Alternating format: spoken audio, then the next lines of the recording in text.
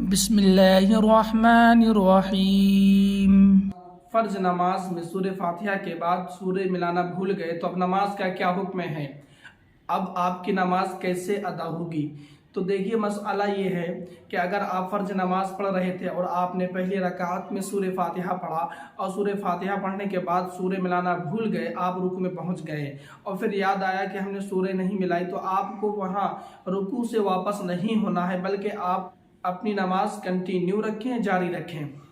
बस आपको ख्याल ये करना है कि जो फ़र्ज नमाज है उसकी 2 रकात जो शुरू की हुआ करती हैं उसमें उन 2 रकातों में पहले क़िराअत करना वाजिब है। तो अगर से जब कोई वाजिब छूट जाता है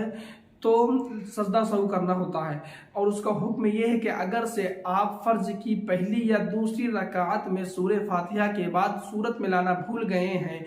तो आप फ़र्ज की नमाज में तीसरी रकात में सूरह मिलाएं। अगर से आप पहली में भूले हैं तो यहाँ तीसरी रकात में सूरह फातिहा के बाद सूरह मिलाएं, और दूसरी में सूरह मिलाना भूले हैं तो यहाँ तीसरी रकात में मिलाएं। अगर से उन दोनों रकातों में आपने दोनों रकातों में सूरह नहीं मिलाई है सूरह फातिहा के बाद, तो आप तीसरी और चौथी रकात में सूरह फातिहा के बाद सूरत मिलाएं और आखिर में सजदा सहू करें, आपकी नमाज हो जाएगी। क्योंकि उन 2 रकातों में यानी फ़र्ज की जो शुरू की 2 रकात होती हैं उन रकातों में रद्द करना वाजिब है।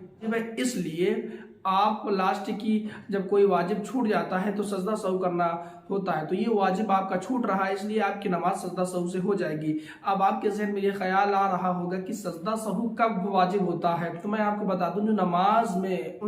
तकरीबन 49 वाजिबात नमाज है, तो उनके हवाले से मैं बताऊं कि जब वो वाजिबात कोई भी वाजिब एक छूट जाता है तो आपको सजदा सहू करना होता है। अगर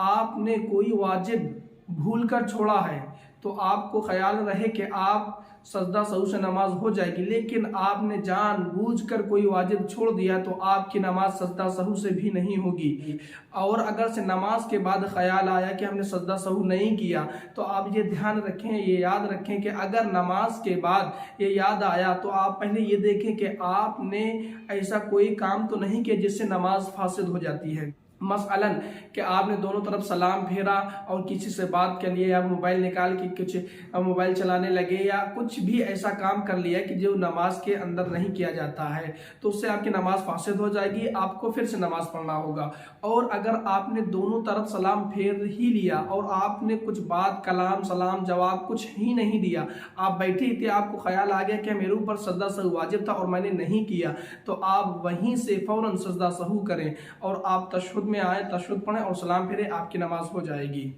इंशाअल्लाह। फिर वीडियो में मैं आपको जो 49 वाजिबात नमाज है उसके बारे में वीडियो बनाएंगे।